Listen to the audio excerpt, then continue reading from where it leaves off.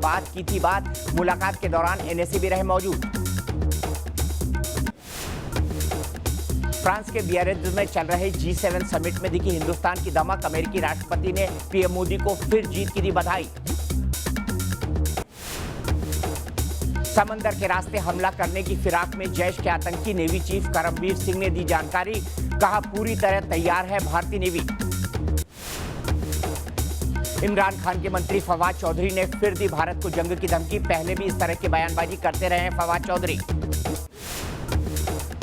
चंद्रमा के और करीब पहुंचा चंद्रयान 2, फिर भेजी चांद के सतह की तस्वीर। 23 अगस्त को खींची गई है तस्वीरें। उत्तरकाशी में बादल फटने से टिकोची में तबाही का मंजर। सैलाब के बीच इंटर कॉलेज की बिल्डिंग धराशायी हो गई।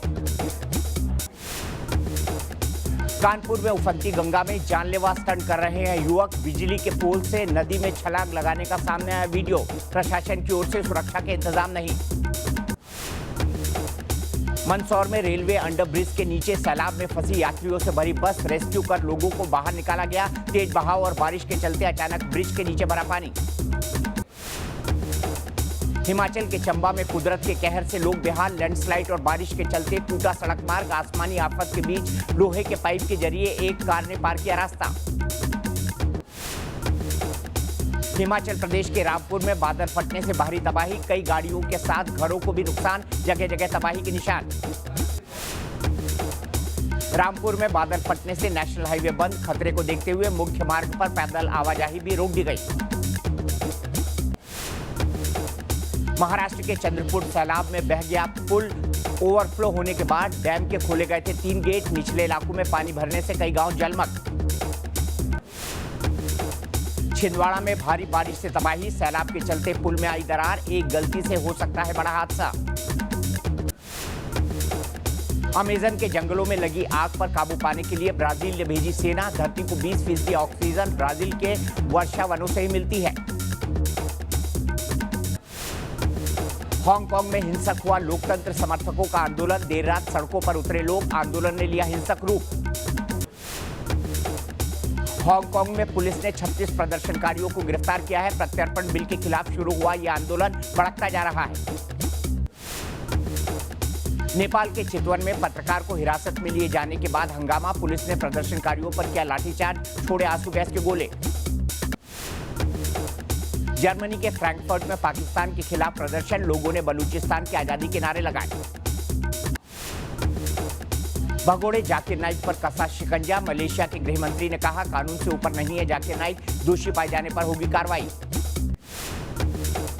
इजराइल को हिजबुल्लाह की धमकी। इजराइल हमले का पलटवार सहने के लिए तैयार रहे। इजराइल ने सीरिया और लेबनान के सीमावर्ती इलाकों में की थी गोलीबारी। बिहार के सहरसा में हत्या के विरोध में हंगामा। लोगों ने सड़क पर लगाया जाम। पुलिस के साथ भी हुई झड़प।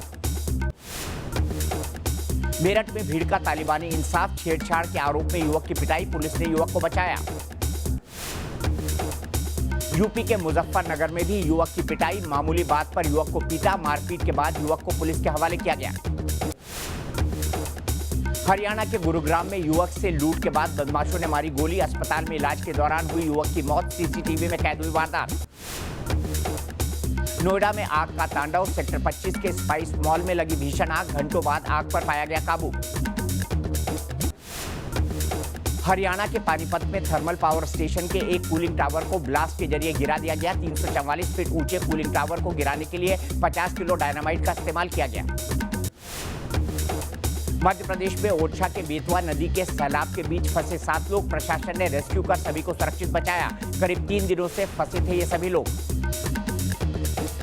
तमिलनाडु के कांचीपुरम में गंगई अम्मन मंदिर में धमाका। हादसे में एक की मौत, 4 लोग घायल। जांच में जुटी पुलिस। कोलकाता एटीएस को मिली बड़ी कामयाबी। गया से जमातुल मुजाहिदीन का बांग्लादेश का आतंकी तौकीर रजा गिरफ्तार। कई दस्तावेज बरामद। राजस्थान के सीकर में छात्र संघ चुनाव से पहले संग्राम। आपस में भिड़ा छात्रों का 2 गुट। छात्राओं ने भी की हाथापाई। कोयम्बटूर में अंबेडकर की प्रतिमा को गिराए जाने के खिलाफ प्रदर्शन। लोगों ने विरोध में निकाली रैली। बीजेपी नेताओं के निधन पर साध्वी प्रज्ञा का बेतुका बयान। कहा, विपक्ष कर रहा है मारक शक्तियों का इस्तेमाल। एक एक कर खत्म हो रहा है शीर्ष नेतृत्व। दिल्ली के राउज एवेन्यू कोर्ट ने 4 दिन के लिए बढ़ाई पी चिदम्बरम की रिमांड। 30 अगस्त को होगी चिदम्बरम की पेशी। इंद्राणी मुखर्जी ने आईएनएक्स घोटाले में पी चिदम्बरम के खिलाफ दी विस्तार से जानकारी। बताया कैसे हुआ पैसे का लेन देन। न्यूज नेशन के पास एक्सक्लूसिव दस्तावेज। नक्सल प्रभावित राज्यों के साथ गृह मंत्री अमित शाह की अहम बैठक। पश्चिम बंगाल की मुख्यमंत्री ममता बनर्जी नहीं हुई शामिल। बीएसपी अध्यक्ष मायावती का बीजेपी और कांग्रेस पर निशाना। कहा राजनीतिक स्वार्थ के लिए केंद्र की सभी सरकार ने जांच एजेंसियों का दुरुपयोग किया। आर्टिकल 370 को लेकर अधीर रंजन का राज्यपाल पर निशाना। कहा बीजेपी की भाषा बोल रहे हैं राज्यपाल। हरिद्वार में गंगा में प्रवाहित किया गया अरुण जेटली का अस्थि कलश। जेटली के बेटे ने विधि विधान से की अंतिम रस्म अदा। केंद्र सरकार को आरबीआई का सरप्लस कैश मिलने का रास्ता साफ। आरबीआई ने जालान कमेटी की रिपोर्ट को दी मंजूरी। करीब 1,76,000 करोड़ रुपए करेगा ट्रांसफर। बॉलीवुड एक्ट्रेस पूजा बेदी की बेटी आलिया ने शेयर किया अपना डांस वीडियो। जल्द ही बॉलीवुड में सैफ अली खान के साथ डेब्यू करने की खबर। मुंबई में फैशन शो के दौरान रैंप पर कैटवॉक करती नजर आई अभिनेत्री शिल्पा शेट्टी। शिल्पा ने रैंप पर ठुमके भी लगाए। बॉलीवुड एक्ट्रेस कंगना रनौत ने किया फैशन शो में रैंप वॉक। फैशन डिजाइनर दिशा पाटिल के लिए कंगना बनी शो स्टॉपर।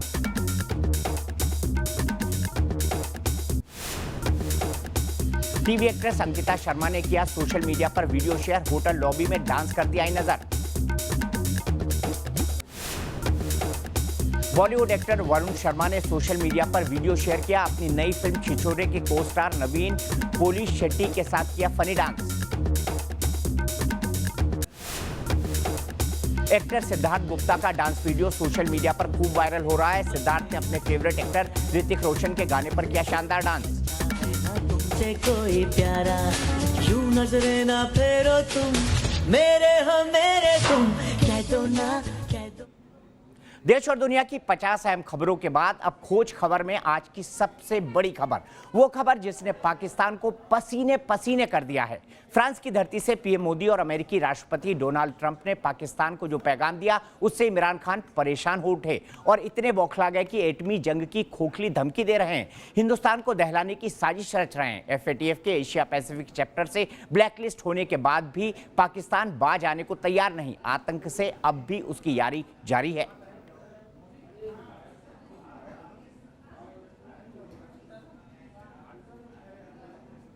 तो आप 3 तस्वीरें देख सकते हैं किस तरह से मोदी जीते पाकिस्तान हारा, क्योंकि डोनाल्ड ट्रंप से आज प्रधानमंत्री मोदी ने दो टूक कह दिया कि कश्मीर भारत और पाकिस्तान के बीच का द्विपक्षीय मुद्दा है। वहीं इमरान खान इसके बाद इतने बौखला गए कि गीदड़ भभकी देने लगे परमाणु युद्ध की। और वहीं भारत के नेवी चीफ ने कहा कि जैश समुद्री रास्ते से साजिश रच रहा है।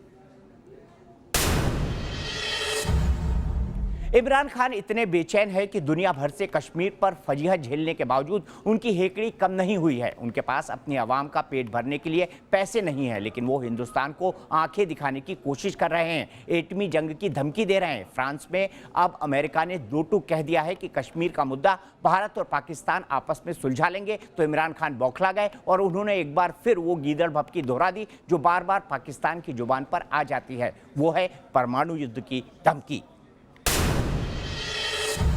ये अगर मसला जंग की तरफ चला गया तो याद रखें कि न्यूक्लियर हथियार हैं दोनों मुल्कों के पास, और जो न्यूक्लियर जंग है वो कोई भी नहीं जीतेगा। लेकिन ये नहीं कि यहाँ भी तबाही मचेगी, ये दुनिया के ऊपर इसके असर जाएंगे। इसलिए जिम्मेदारी आज आलमी कम्युनिटी के ऊपर है। बड़े बड़े जो सुपर पावर्स हैं, बड़े मुल्क हैं, उनके ऊपर है। और दुनिया आए हमारे साथ या ना आए, पाकिस्तान तो अब हर हद तक जाएगा, हर सतह पे आखिरी सांस तक उनके साथ जाएंगे।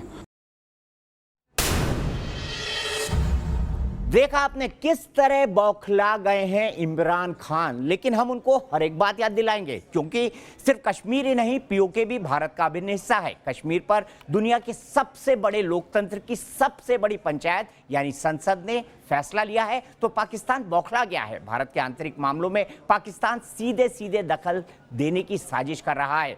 संयुक्त राष्ट्र हो या फिर अंतर्राष्ट्रीय जगत, हर जगह उसे निराशा ही हाथ लगी है। मुंह की खाने के बावजूद पाकिस्तान की सरकार है कि मानने को तैयार नहीं। आज जब अमेरिका ने कश्मीर मसले पर दो टूक भारत का पक्ष लिया तो पाकिस्तानी पीएम बौखला गए और अपनी ही आवाम को एक बार फिर गुमराह करने की कोशिश में जुट गए। हमने एकदम इस इशू को इंटरनेशनलाइज कर दिया। हमने दुनिया के जो हेड्स ऑफ स्टेट्स थे उनसे बात की, हमने उनकी एम्बेसी से बात की फौरी तौर पे, और यूनाइटेड नेशंस की सिक्योरिटी काउंसिल ने पहली दफ़ा 1965 के बाद पहली दफ़ा उन्होंने कश्मीर के ऊपर सिक्योरिटी काउंसिल ने इजलास बुलाया, और इस इजलास के सिर्फ बुलाने से ये हुआ कि कश्मीर इंटरनेशनलाइज हो गया। एक तरफ पाकिस्तान के पीएम अंतर्राष्ट्रीय जगत का रोना रो रहे हैं, लेकिन आतंकवाद पर कोई लगाम नहीं लगा रहे। नेवी चीफ करमबीर सिंह ने खुलासा किया है कि सीमा पार से आतंकी अंडर वाटर अटैक की साजिश में लगे हैं। हमें इंटेलिजेंस ये मिला है कि जो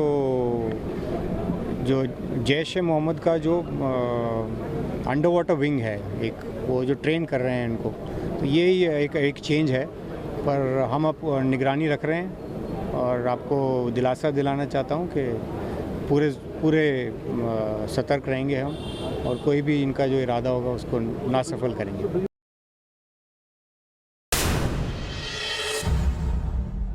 तो दरअसल पाकिस्तान बौखलाया है ट्रंप और मोदी की तस्वीरें देखकर, जिसमें ट्रंप पूरी तरह मोदी के पक्ष में दिखाई दे रहे हैं और मोदी ने उन्हें दो टूक कहा है कि कश्मीर भारत और पाकिस्तान के बीच का द्विपक्षीय मसला है। इमरान खान उनको बरगलाकर मध्यस्थता की बात करवा रहे थे, लेकिन इमरान खान की इस बात को आज अमेरिका के राष्ट्रपति डोनाल्ड ट्रंप ने पूरी तरह से ठुकरा दिया। इसी के चलते इमरान खान परेशान हो गए। आखिर इमरान खान इतने बेचैन क्यों हो गए? दरअसल फ्रांस के बियारित्ज में G7 सम्मेलन के दौरान प्रधानमंत्री नरेंद्र मोदी और अमेरिकी राष्ट्रपति डोनाल्ड ट्रंप की मुलाकात ने पूरी दुनिया का ध्यान अपनी ओर खींचा। लेकिन हमारे पड़ोसी पाकिस्तान के लिए ये तस्वीरें एक बड़ा झटका है, क्योंकि इस दमदार दोस्ती ने पाकिस्तान के प्रोपेगेंडा को तार-तार कर दिया है और इसीलिए इमरान बौखलाए हैं और अपनी खोखली धमकी दे रहे हैं।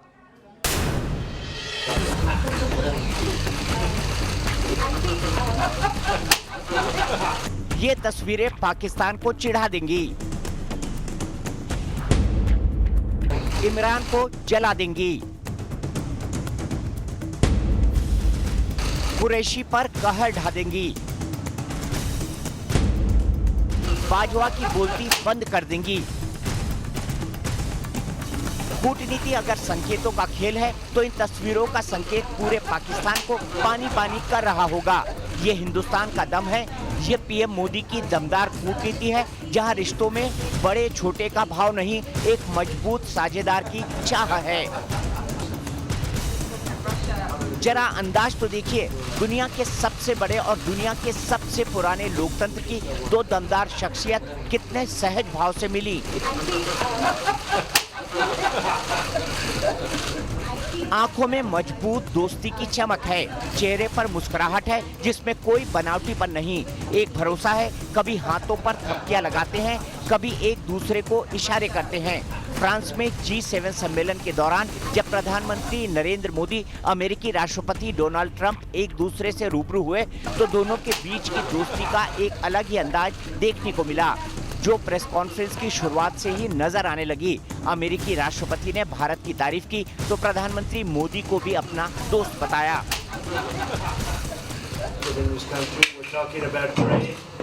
We're talking about military, we're talking about many different things, and we've had some great discussions. We were together last night for dinner, and I learned a lot about India. Fascinating place, beautiful place, and it's an honor to be with you.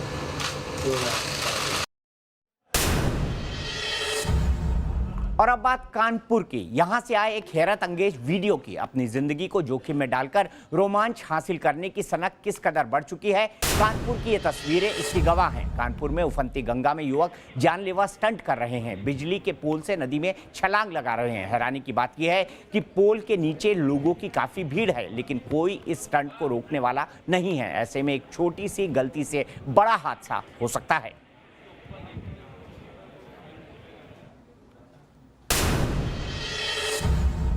Madhya Pradesh के बैतूल में भारी बारिश से नदी नाले उफान पर हैं। ऐसे में लोग जान जोखिम में डालकर पुल पार करने की कोशिश करते नजर आए। तस्वीरों में देखिए, एक बाइक सवार सैलाब के बीच तेजी से आगे बढ़ता है। तभी बाइक सवार पानी के तेज बहाव की वजह से लड़खड़ाने लगता है और अचानक गिर जाता है। एक पल तो ऐसा लगा जैसे पानी उसे अपने साथ बहा ले गया, लेकिन वहां मौजूद लोगों ने दिलेरी दिखाते हुए बाइक सवार को वक्त रहते पकड़ लिया और उसकी जान बच गई। हम आपसे गुजारिश करते हैं कि कृपया आप ऐसी कोशिश न करें, क्योंकि जान है तो जहान है।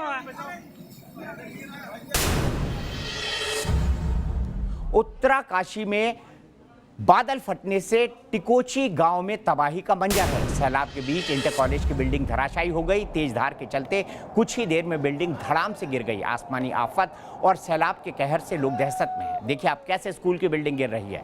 पहाड़ के बिल्कुल नजदीक है। बारिश होती है और बारिश के साथ साथ पहाड़ दरकता है और पहाड़ पूरा का पूरा। बादल जब फटता है तो पहाड़ भी दरकते हैं। बड़ी तेज धार से बारिश होती है, बड़ी तेज बारिश होती है और उसके बाद ये जो पहाड़ी नदी नाले होते हैं ये बहुत तेज धार के साथ बहते हैं, जिसके चलते ये बिल्डिंग पूरी तरह से धराशायी हो गई। आप देख सकते हैं स्कूल की छोटी सी बिल्डिंग है, दरकते हुए इस पहाड़ी नाले के करीब है। और अब बात पूर्व वित्त और गृह मंत्री पी चिदम्बरम की मुश्किलों की। आईएनएक्स मामले में पूर्व वित्त मंत्री पी चिदम्बरम को आज दोहरा झटका लगा। सीबीआई कोर्ट ने चिदम्बरम की रिमांड 4 दिन बढ़ा दी। अब 30 अगस्त को चिदम्बरम की पेशी होगी। इससे पहले सुप्रीम कोर्ट ने भी पूर्व मंत्री की अग्रिम जमानत की याचिका को यह कहकर खारिज कर दिया कि गिरफ्तारी होने के बाद इस याचिका का कोई मतलब नहीं रह जाता।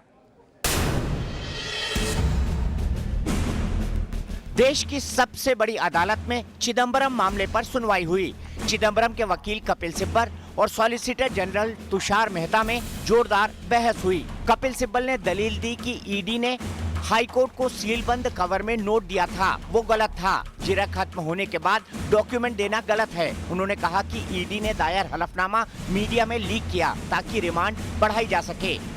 सिब्बल की दलील पर तुषार मेहता ने जवाब दिया कि कपिल सिब्बल राजनीतिक डिबेट कर रहे हैं। ईडी ने जो हलफनामा पेश किया उसके मुताबिक 12 देशों में चिदम्बरम की संपत्ति है, जिनमें Austria, Argentina, France, British Virgin Island, Malaysia, Monaco, Greece, Philippines, Sri Lanka, Singapore, दक्षिण अफ्रीका और स्पेन शामिल हैं। आईएनएक्स मीडिया मामले में बड़े पैमाने पर मनी लॉन्ड्रिंग हुई।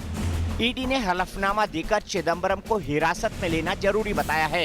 ये पूरा मामला आईएनएक्स मीडिया की फॉरेन इन्वेस्टमेंट प्रमोशन बोर्ड यानी FIPB से गैर कानूनी तौर पर मंजूरी दिलवाने से जुड़ा है।